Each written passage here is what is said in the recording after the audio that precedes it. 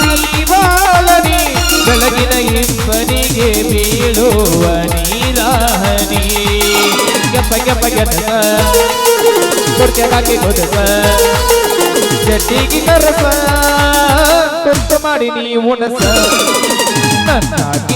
ನನ್ನಾಗಿ ಬಂದರ ಬನದಾಗಿ ಅಜುಬುರ್ಗಿ ನೀ ಅಜುಬುರ್ಗಿ ಅದ ಬೆಡಗನದೆ ನೀಕಿ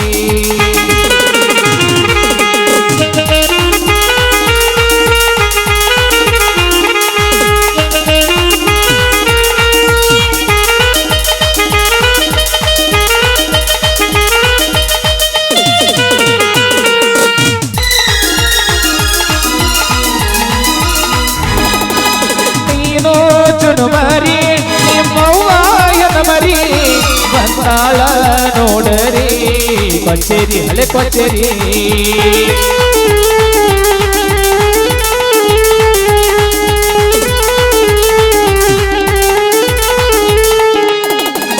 ನೀನು ಚುನುಮರಿ ನಿಮ್ಮವ್ವನ ಮರಿ ಬಂದಾಳ ನೋಡರಿ ಕೊಚ್ಚೇರಿ ಹಳೆ ಕೊಚ್ಚೇರಿ ನೀಯಾದರೂ ಬಾರ ಬಾದ ಬಾರ ನುಣಚಾವ ಬಾರಿ ನಿನಗಲ್ಲ ಬಿಲ್ಲಿ ಬಿಲ್ಲಿ ನೋಡತಿ ಪಳ್ಳ ಪಳ್ಳ ನಗತಿ ನನ್ನ ಕಾಣತಿ ಆರಲ್ಲಿ ತಗರಾಗಿತಿ ಲಾಲ ಲಾಲ ಲಾಲ ಲಾಲ ಲಾಲ ಲಾಲ ಲಾಲ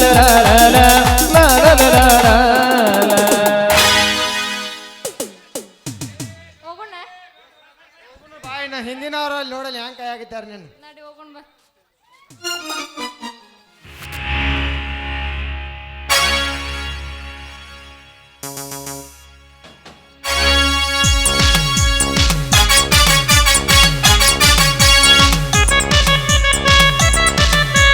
ಕರಬು ಭಾಸು ಕರಬು ಸುಮ್ಮನೆ ಒಡಗು ನಿಲ್ಲಬೇಡ ಒಡಗೆ ಒಡಗು ಕರಬು ಭಾಸು ಕರಬು ಸುಮ್ಮನೆ ಒಡಗಿ ನಿಲ್ಲಬೇಡ ಒಡಗೆ ಒಡಗು ಠಾಣಗಳು ರೌಡಿಗಳು ಬಿದಾದವ್ರೆ ನನ್ನ ಭೇಟಿ ಮಾಡೋಕೆ ಮುಗಿದವ್ರೆ ಫೀಲ್ಡಲ್ಲಿ ನನ್ನ ಕಿಂಗು ಆದವ್ರೆ ನನ್ನ ಕಟ್ಟಕೊಂಡು ನೀನು ಆಗು ಬಾರಿ ನೀನು ಕರದಲ್ಲಿ ಬರ್ತೀನಿ ನಡಿ ನಾರಡಿ ನಾನು ಮಾಡ್ತಾ ಇಲ್ಲ ಕಣೆ ಈಗ ಕಾಮಿಡಿ ಯಾರಿಗೂ ಹೆದರಬೇಡ ಗೊತ್ತಲ್ಲ ನಾನು ರೌಡಿ ತಪ್ಪ ನಂಗೆ ನೀನು ಬ್ಯಾಡ ಅಂದ್ರೆ ಎಲ್ಲ ಪುಡಿ ಪುಡಿಯೇ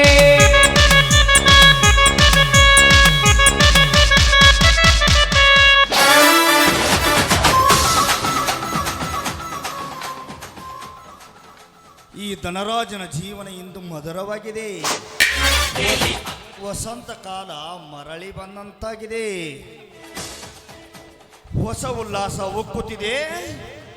ಹಗಲಿರುಳು ಇವಳೊಂದಿಗೆ ಕೂಡಿ ಇರಲು ಜೀವನ ಬಯಸುತ್ತಿದೆ. ಈ ನನ್ನ ಸಮಸ್ತ ಆಸ್ತಿಗೆ ಅವಳೇ ಮಹಾರಾಣಿಯಾದಳು, ನಾನೇ ಅವಳ ದಾಸನಾದೆ.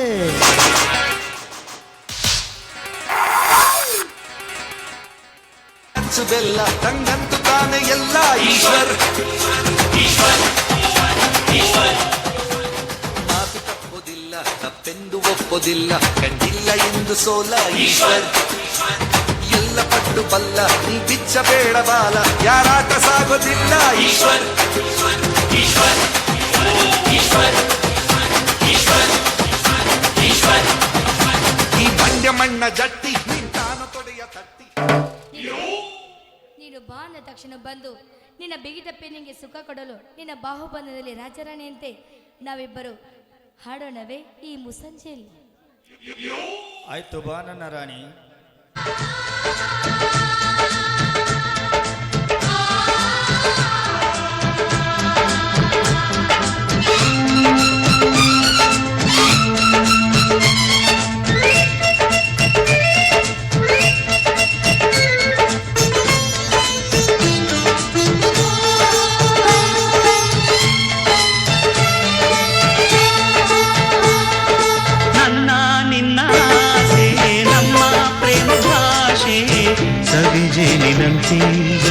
ಶ್ರುತಿ ಸೇರಿದಾಗ ಅದೇ ಆಶಾ ಗೀತೆ. ನನ್ನ ನಿನ್ನ ಆಸೆ ನಮ್ಮ ಪ್ರೇಮ ಭಾಷೆ ಸವಿಜೇನಿನಂತೆ ಶ್ರುತಿ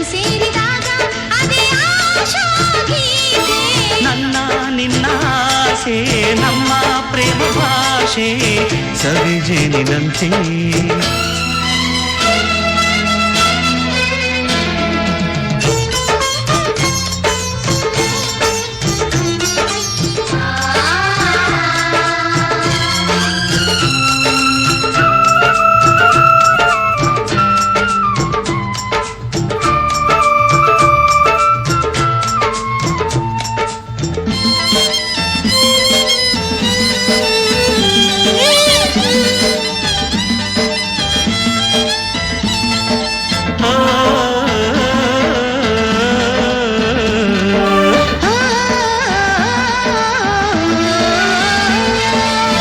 ಗಂಡು ಹೆಣ್ಣು ಎಂದೆಂದು ಒಂದು ಗೂಡಲೆಂದೇ ಹುಟ್ಟಿತೇನು ಈ ಪ್ರೀತಿ ಅನುರಾಗ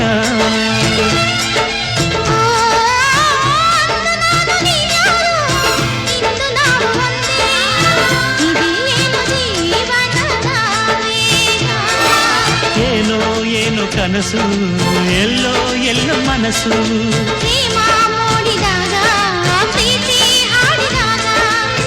ನಾನು ನೀನು ಹೀಗೆ ಸೇರಿ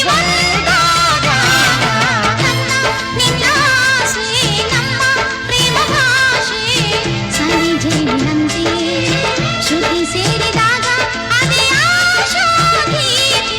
ನನ್ನ ನಿನ್ನ ಆಸೆ ನಮ್ಮ ಪ್ರೇಮ ಭಾಷೆ ಸವಿಜೇನಿನಂತೆ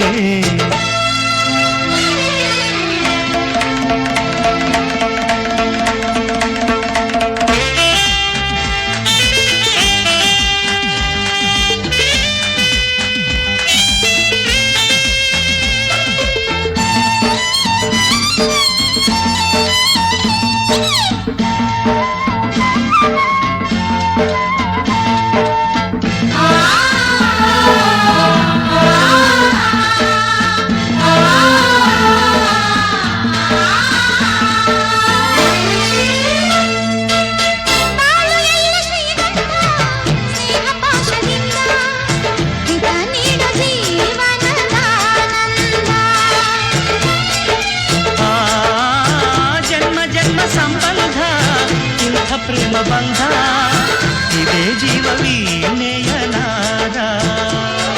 ಪ್ರೇಮ ಎಂದು ಅಮರ ಪ್ರೇಮ ಎಂದು ಮಧುರ ಪ್ರೇಮ ನಮ್ಮ ಗಾನ ಪ್ರೇಮ ನಮ್ಮ ಧ್ಯಾನ ಭಾವವೆಲ್ಲ ಕೂಡಿ ಒಂದು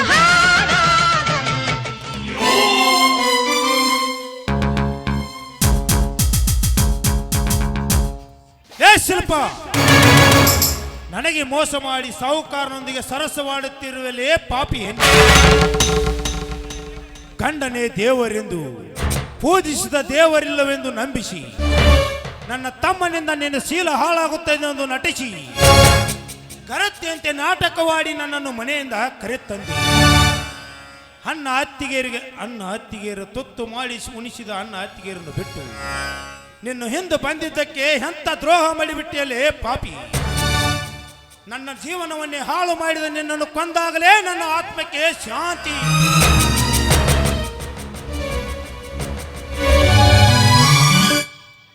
ಶಿವಾನಂದ, ನೀನು ತಾಳಿ ಕಟ್ಟಿದ ಮಾತ್ರಕ್ಕೆ ಈ ಅಂದದ ಹೆಣ್ಣು ನಿನ್ನ ಹೆಂಡತಿಯಾಗಲಿಲ್ಲ. ಇವಳಿಗೆ ಅವಳ ಮೇಲೆ ಯಾವ ಹಕ್ಕೂ ಇಲ್ಲ. ಸಾವುಕಾರ, ಬಣ್ಣದ ಮಾತುಗಳಿಂದ ಮರಳು ಮಾಡಿ ನನ್ನ ಸಂಸಾರದಲ್ಲಿ ವಿಷ ಹಿಡಿದೆಯಲ್ಲ ಪಾಪಿ. ನಾ ಕಟ್ಟಿದ ತಾಳಿ ಎಲ್ಲಿವರೆಗೂ ಇವಳ ಕುತ್ತಿಗೆಯಲ್ಲಿರುವುದೋ ಅಲ್ಲಿವರೆಗೂ ಇವಳ ಮೇಲೆ ನನಗೂ ಹಕ್ಕು ಇದೆ. ಹಾದ್ರ ಮಾಡಿದ ಹಾದ್ರಗಿತ್ತಿ ಹೆಣ್ಣನ್ನು ಕಡಿದು ಹಾಕಿ ನನ್ನ ರೋಷ ತೀರಿಸಿಕೊಳ್ಳುವ ಶಕ್ತಿ ನನ್ನಲ್ಲಿ ಇನ್ನೂ ಇದೆ. ಅಷ್ಟೇ ಏಕೆ, ನೀನು ಮಾಡಿದ ಗಣಂದಾರಿ ಕೆಲಸವನ್ನು ಕಂಡು ನಿನ್ನ ರುಂಡವನ್ನು ಕಡಿದು ಹೊಳೆಯಲ್ಲಿ ಚೆಲ್ಲಿ ಬಿಡುತ್ತೆ. ತಂದೆ ತಾಯಿಯಂತೆ ತುತ್ತು ಮಾಡಿ ಉಣಿಸಿದ ಅನ್ನ ಹತ್ತಿಗೆಯರನ್ನು ಬಿಟ್ಟು ಈ ನಿನ್ನ ಮೋಹದ ಮಾತಿಗೆ ಬೆನ್ನು ಹತ್ತಿ ಬಂದಿದ್ದಕ್ಕೆ ನನ್ನನ್ನು ನಡು ನೀರಿನಲ್ಲಿ ಕೈ ಬಿಟ್ಟು ಮತ್ತೊಬ್ಬನ ಕೈ ಹಿಡಿದು ಮನ ಬಂದಂತೆ ಕುಣಿಯುತ್ತಿರುವೆಯಲ್ಲ. ಹೇಳು, ನಾ ಮಾಡಿದ ತಪ್ಪೇನು ಹೇಳು. ಕಾಗಿಯ ಮಗಳು ಕೋಗಿಲಿಗೆ ಹೋಲಿಸಲು ಸಾಧ್ಯನಾ? ನಾನು ಸುಂದರವಾಗಿದ್ದೀನಿ ಅಂತ ನನ್ನನ್ನು ಮದುವೆಯಾಗಿ ಮಾಡಿಕೊಂಡು ನಿನ್ನ ದೊಡ್ಡ ತಪ್ಪು. ನಿನ್ನ ಸುಂದರ ರೂಪಕ್ಕೆ ಬೆಂಕಿ ಹಚ್ಚು. ಮಣ್ಣಿನ ಮಗನಾದ ನಾನು, ನಮ್ಮ ಮನೆಯವರೆಲ್ಲರೂ ನಿನ್ನ ಜೊತೆ ಮದುವೆ ಬೇಡವೆಂದು ಹೇಳಿದರು. ಹಠ ಮಾಡಿ ಕಾಡಿ ಬೇಡಿ ನಿನ್ನನ್ನು ಮದುವೆ ಆದೆ, ಆದರೆ ನಿನ್ನ ಸುಂದರ ರೂಪಕ್ಕೆ ಅಲ್ಲ. ಏಯ್, ನಾನು ಕೂಡ ನಿನ್ನ ಇಷ್ಟಪಟ್ಟೇನ ಮದುವೆ ಆಗಿಲ್ಲ. ನಿಮ್ಮ ತಂದೆ ಸಾಯುವಾಗ ನನ್ನ ತಂದೆಗೆ ಮಾತು ಕೊಟ್ಟು ಒಂದೇ ಒಂದು ಕಾರಣಕ್ಕೆ ನಿನ್ನ ಮದುವೆ ಆಗಿದ್ದು ಗೊತ್ತಾ? ವಿಧಿಲಿಖಿತ ತಪ್ಪಿಸಲಾಗದ ಕಾರಣಕ್ಕಾಗಿ ಪಾಲಿಗೆ ಬಂದಿದ್ದು ಪಂಚಾಮೃತವೆಂದು ತಿಳಿದು ವಿದ್ಯಾವಂತಳಾದ ನೀನು ದೊಡ್ಡ ಮನಸ್ಸು ಮಾಡಿದ್ದರೆ ಈ ಸಮಾಜದಲ್ಲಿ ನಿನಗೊಂದು ದೊಡ್ಡವಾದ ಗೌರವ ಸಿಗುತ್ತಿತ್ತು. ನನ್ನ ಬದುಕು ಬಂಗಾರವಾಗುತ್ತಿತ್ತು. ಏಯ್, ಮೊದಲೇ ರಾತ್ರಿ ದಿವಸವೇ ನಾನು ದೇವರಿಗೆ ವ್ರತ ಹಿಡಿದಿನ ಅಂತ ತಿಳಿಸಿ ಹೇಳಿದಾಗ ನಿನಗೆ ಅರ್ಥವಾಗಲಿಲ್ಲವೇ? ನಿನಗೆ ಆ ರೀತಿ ಹೇಳಿ ನಾಟಕವಾಡಿ ಆ ಸಾಹುಕಾರ ಜೊತೆ ನನ್ನ ಸುಖನ ಹಂಚಿಕೊಂಡೆ ನಾನು. ಈ ಭರತ ಭೂಮಿಯಲ್ಲಿ ಅದೆಷ್ಟೋ ಹೆಣ್ಣು ಮಕ್ಕಳು ಬಡತನವಿರಲಿ ಶ್ರೀಮಂತಿಕೆ ಇರಲಿ ಗಂಡನೇ ದೇವರೆಂದು ಬದುಕು ಮಾಡಿ ಹುಟ್ಟಿದ ಮನೆಗೂ ಕೊಟ್ಟ ಮನೆಗೂ ಕೀರ್ತಿ ಬೆಳಗಿಸುತ್ತಾರೆ. ಅಷ್ಟೇ ಯಾಕೆ ಹುಚ್ಚು ಗಂಡನನ್ನು ಮದುವೆ ಮಾಡಿಕೊಂಡ ಹೇಮರೆಡ್ಡಿ ಮಲ್ಲಮ್ಮನ ಚರಿತ್ರೆ ಓದಿದ್ಯಾ ನೀನು? ಗರತಿ ಹೆಣ್ಣಾಗಿ ಸುಖ ಸಂಸಾರಕ್ಕೆ ಕಣ್ಣಾದಳು. ನನ್ನ ಬಾಳಿಗೆ ನೀನು ಕಣ್ಣಾಗಲಿಲ್ಲ, ಹುಣ್ಣಾದೆ. ಸ್ವರ್ಗಕ್ಕೆ ನಾರಿಯಾಗಲಿಲ್ಲ, ನರ್ಕಕ್ಕೆ ದಾರಿಯಾದೆ. ಏಯ್, ನೀನೆಷ್ಟೇ ಗರ್ತಿನ ಬಗ್ಗೆ ತಿಳಿಸಿ ಹೇಳಿದ್ರು ಕೂಡ ನನ್ನ ಮನಸ್ಸು ಕರಗಲಾರುವುದಿಲ್ಲ. ನೀ ಕಟ್ಟಿದ ತಾಳಿಯನ್ನು ಕಿತ್ತುಕೊಂಡು ಹೊರಟು ಹೋಗಿಲ್ಲಿಂದ. ಎಷ್ಟು ಸರಳವಾಗಿ ತಾಳಿಯನ್ನು ಕಿತ್ತು ಕೊಡುತ್ತೇನಂತ ಹೇಳುತ್ತಿರುವೆಯಲ್ಲ, ತಾಳಿಯ ಬೆಲೆ ಅಳಿಯದ ತಿಳಿಗೇಡಿ ಹೆಣ್ಣು ನೀನು. ಚಿನ್ನದ ಚೂರುಗಳನ್ನು ಕೂಡಿಸಿ ತಾಳಿಯನ್ನಾಗಿ ಮಾಡಿಸಿ ಹಸ ಮನೆ ಮೇಲೆ ಕೂಡಿಸಿ ದೈವದೆದರು ಮುತ್ತೈದೆದರು ಆಶೀರ್ವದಿಸಿ ತಾಳಿ ಕಟ್ಟಿದರು. ಹೆಣ್ಣೆ, ನೀ ಗಂಡನಿಗೆ ಗರತಿಯನ್ನಾಗಿ ಬದುಕಿ ಮನೆ ಬೆಳಗೆಂದು ಹೇಳಿದರು. ಆದರೆ ನೀನು ಗಂಡನನ್ನು ಕಾಲ ಕಸಕ್ಕಿಂತಲೂ ಕಡೆಯಾಗಿ ಕಂಡು ನಿನ್ನ ಶೀಲವನ್ನು ಮಾರಿಕೊಂಡು ಲೋಕವಿರುವ ತನಕ ನನಗೆ ನನ್ನ ಮನೆತನಕ್ಕೆ ಅಳಿಸಲಾಗದ ಕಳಂಕ ಹಚ್ಚಿಬಿಟ್ಟೆ. ಪದೇ ಪದೇ ನೀ ಕಟ್ಟಿದ ತಾಳಿ ಎಂದು ಹೇಳ್ತಾ ಇದ್ದಿಲ್ಲ. ತೆಗೆದುಕೋ ನೀ ಕಟ್ಟಿದ ತಾಳಿಯನ್ನು. ಸಾರಿ, ಇಲ್ಲಿ ಕಣ್ಣೀರು ಹಾಕ್ತಾ ನಿಲ್ಲಬೇಡ, ಹೊರಟು ಹೋಗಿಲ್ಲಿಂದ. ಹೋಗುತ್ತೀನಿ. ಹೋಗುವ ಮೊದಲು ನಿನಗೊಂದು ಕೊನೆಯ ಮಾತು ಹೇಳುತ್ತೇನೆ, ಕೇಳು. ಕಟ್ಟಿಕೊಂಡ ಗಂಡ ಕೊನೆಯ ತನಕ, ಇಟ್ಟುಕೊಂಡ ಮಿಂಡ ನಿನ್ನ ಯೌವನ ಇರುವ ತನಕ. ಸೂಳೆ ಎನಿಸಿಕೊಂಡು ಬದುಕೋದು ನಿನಗೆ ತಪ್ಪಿದ್ದಲ್ಲ ಈ ಸಮಾಜದಲ್ಲಿ. ನಾ ಕಟ್ಟಿದ ತಾಳಿಯನ್ನು ಕಿತ್ತು ಕೊಟ್ಟ ಹಾಗೆ ನಾ ಉಳಿಸಿದ ಬಳೆಯನ್ನು ಒಡೆದು ಹಾಕು. ನಾ ಹಚ್ಚಿದ ಕುಂಕುಮವನ್ನು ಅಳಿಸಿಕೊಂಡು ಬಿಡು. ರಂಡೆಯಾಗು, ಮುಂಡೆಯಾಗು, ಅನಾಥ ಹೆಣವಾಗು. ಇದೇ ನನ್ನ ಕಣ್ಣೀರಿನ ಶಾಪ. ಹೋಗೋ ಪಾಪಿ ಹೋಗು. ನೀನು ಹಾಕಿದ ಶಾಪ ನನಗೆ ತಟ್ಟಲು ನೀನು ದೊಡ್ಡ ಶಕ್ತಿವಂತನೇ. ಇದು ದುಡ್ಡಿದವರಿಗೆ ದುನಿಯಾ. ಬಲ್ಲಂಗ ಜಾತ್ರೆ ಮಾಡೋದೇ ನನ್ನ ಸ್ವಾರ್ಥ.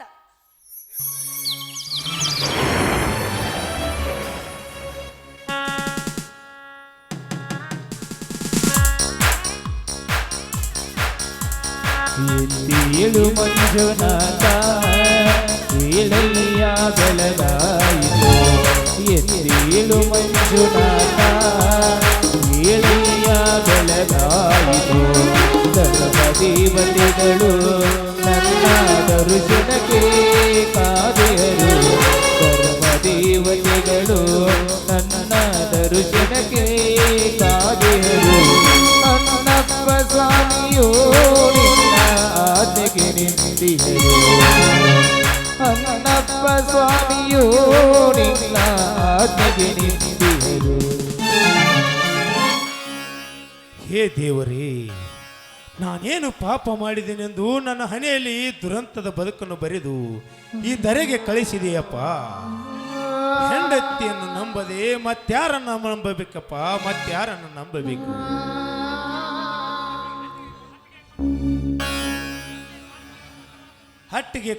ಅತ್ತಿಗೆಗೆ ಕೊಟ್ಟ ಮಾತನ್ನು ಮುರಿದು ಮನೆ ಬಿಟ್ಟು ಬಂದ ನನಗೆ ಇಂಥ ಪ್ರಾಯಶ್ಚಿತ್ತ ಆಗಲೇಬೇಕು.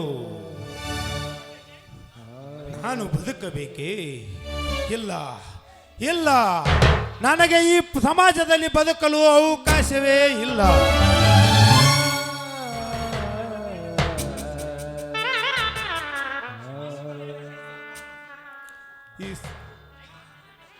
ಶಿವಾನಂದನ ಹೆಂಡತಿ ಸಾಹುಕಾರನ ಸೂಳೆ ಎಂದು ಹಾಡಿಕೊಳ್ಳುತ್ತಿರುವ ಜನರೆದುರು ನಾ ಹೇಗೆ ತಲೆ ಎತ್ತಿ ಬದುಕಲ್ಲಪ್ಪ, ನಾ ಹೇಗೆ ತಲೆ ಎತ್ತಿ ಬದುಕಲಿ?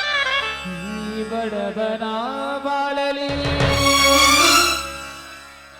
ನನ್ನ ಅತ್ತಿಗೆಯರ ಮಾತನ್ನು ಮೀರಿ ಬಂದ ನನಗೆ ಇಂಥ ಪ್ರಾಯಶ್ಚಿತ್ತ ಆಗಲೇಬೇಕು. ಮಾನ ಹೋದ ಮೇಲೆ ಮರಣ ಬಂದಂತೆ.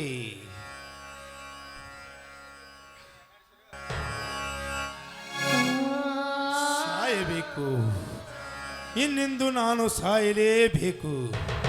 ವಿಷ ಕುಡಿದು ನನ್ನ ಜೀವನಕ್ಕೆ ಅಂತ್ಯ ಹಾಡಲೇಬೇಕು. ನನ್ನ ಅತ್ತಿಗೆರೆ ತಮ್ಮ ಕ್ಷಮಿಸಿ ಬಿಡ್ರಪ್ಪ ಈ ನಿಮ್ಮ ಅಣ್ಣನ ತಪ್ಪನ್ನು.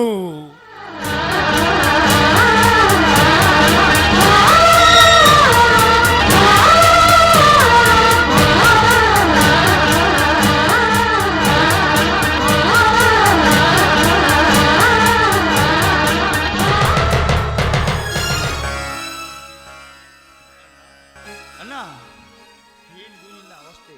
ಹರುಕೋಪಕ್ಕೆ ಮುಖ ಏಕೋ ದುಃಖದಲ್ಲಿರುವಂತೆ ಕಾಣುತ್ತದೆ. ಏನದ ನಿನ್ನ ಅವಸ್ಥೆ? ಮಾತನಾಡು. ಹೆಂಡತಿಯನ್ನು ನಂಬಿ ನಾನು ಮೋಸ ಹೋದೆ. ದೇವರಂತೆ ಅತ್ತಿಗೆಯನ್ನು ಪೂಜಿಸುತ್ತಿರುವ ನಿನ್ನನ್ನು ಅಪವಾದದ ಹೊರೆಯನ್ನು ಹೊರಿಸಿ ಮನೆಯಿಂದ ಹೊರದೂಡಿದೆ. ಅಣ್ಣ ಅತ್ತಿಗೆಯರ ಮಾತನ್ನು ಮೀರಿ ಬಂದ ನಾನು ಆ ಸಾಹುಕಾರನ ಮಾತಿಗೆ ಮರುಳಾಗಿ ನನ್ನನ್ನು ಬಿಟ್ಟು ನಾ ಕಟ್ಟಿದ ತಾಳಿಯನ್ನು ಕಿತ್ತುಕೊಟ್ಟು ನನ್ನನ್ನು ಮನೆಯಿಂದ ಹೊರಗಟ್ಟಿದಳಪ್ಪ, ಹೊರಗಟ್ಟಿದಳು.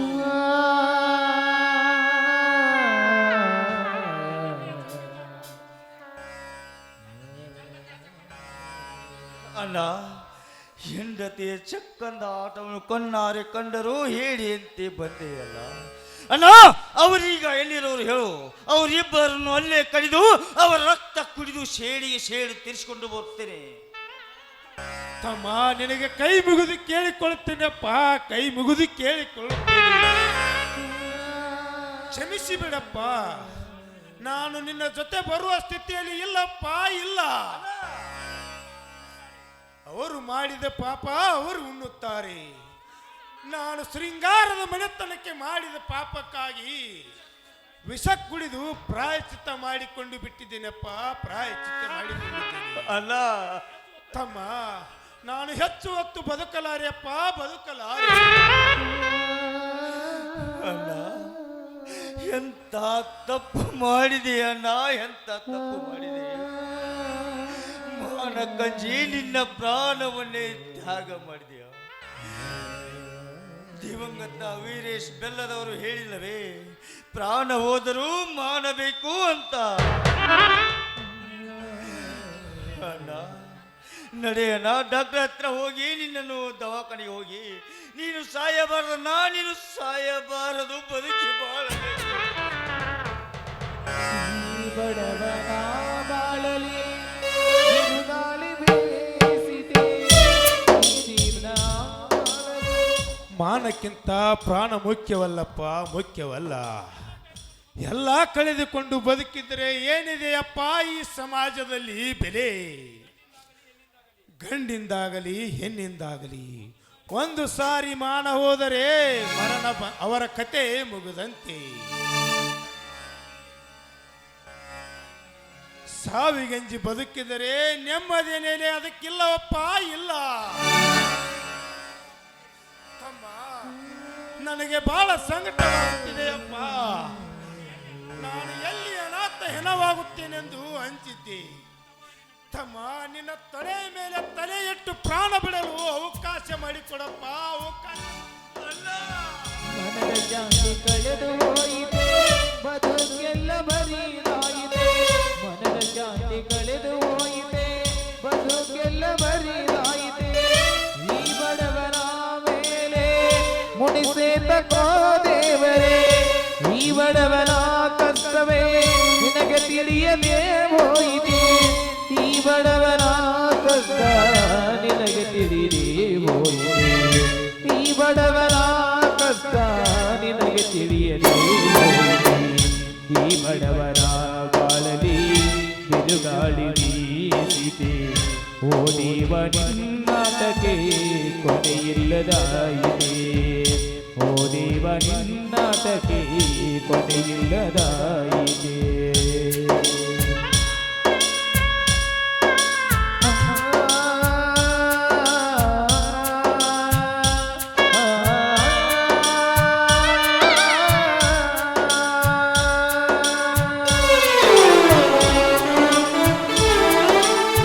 ಬಂದು ನೋಡು ಬಡವನ ಗೋಳು ಈ ಗೋಳ ಕೇಳಬರ್ಯಾರು ಬಂದು ನೋಡು ಬಡವನ ಗೋಳು ಈ ಗೋಳು ಕೇಳಬರ್ಯಾರು ಈ ಬಡವನ ಮೇಲೆ ಮುಡಿಸೇತಕೋ ದೇವರೇ ಈ ಬಡವನ ಮೇಲೆ ಮುಡಿಸೇತಕೋ ದೇವರೇ ಈ ಬಡವನ ಮೇಲೆ ಮುಡಿಸೇತಕೋ ಈ ಬಡವನ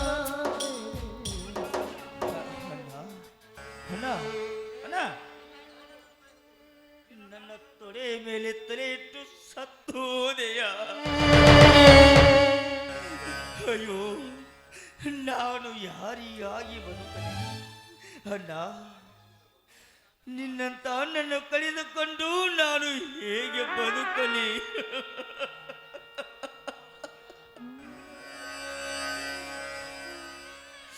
ಹತ್ಯೆ ಅಣ್ಣ ಹತ್ತಿಗೆರೆ ವಿಧಿಯಲ್ಲಿ ರಾಡನ್ನು ತಿಳಿಸಿದರೆ ಇದೇ ಒಡೆದು ಸತ್ತು ಹೋಗುತ್ತಾರೆ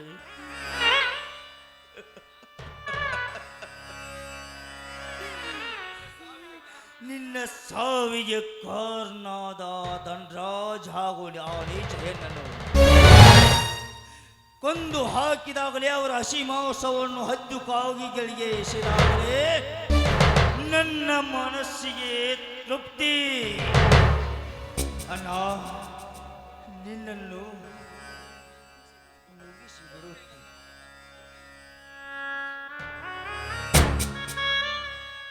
ಮರಳಿ ಬಾರದೂರಿಗೆ ನಿನ್ನ ಪಯಣ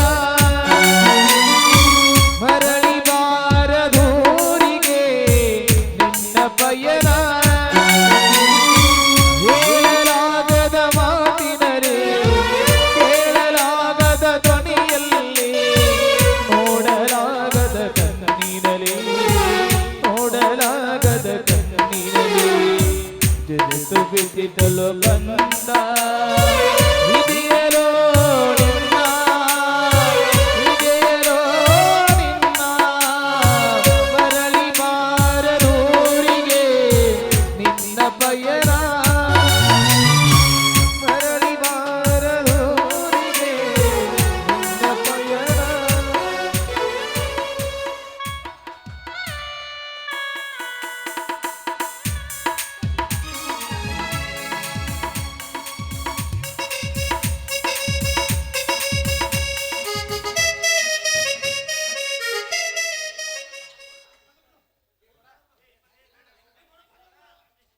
ಹಲೋ. ಕಥೆಯ ಮೂಲಕ್ಕೆ ಬಂದರೆ ಕೆಲವು ವರ್ಷಗಳ ಹಿಂದೆ ವಿಕ್ರಾಂತನ ತಂದೆ ತಾಯಿ ಸಾವಿಗೆ ಧನರಾಜ್ ಕಾರಣನಾಗಿರುತ್ತಾನೆ.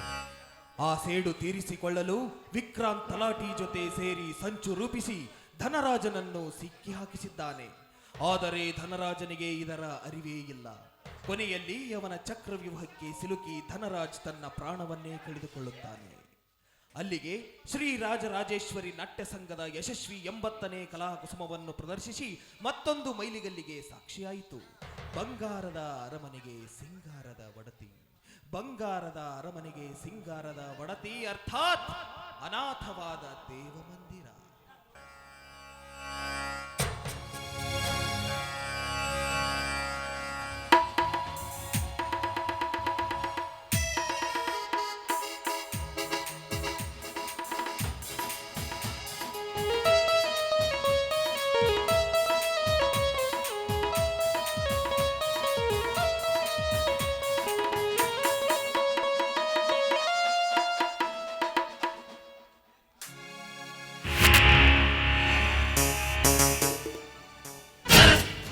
ಧನರಾಜ್ ಹಂಚಿದರೆ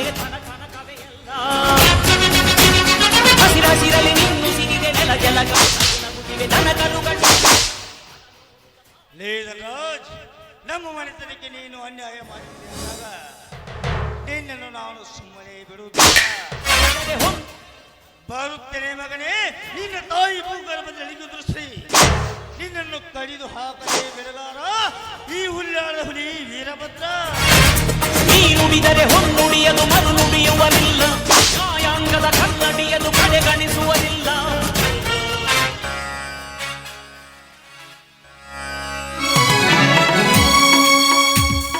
ಹೃದಯ ಸಮುದ್ರ ಕಲಕಿ ಒತ್ತಿದ ದ್ವೇಷದ ಬೆಂಕಿ, ಹೃದಯ ಸಮುದ್ರ ಕಲಕಿ ಒತ್ತಿದ ದ್ವೇಷದ ಬೆಂಕಿ, ರೋಷಾಗ್ನಿ ಜ್ವಾಲೆ ಉರಿದುರಿದು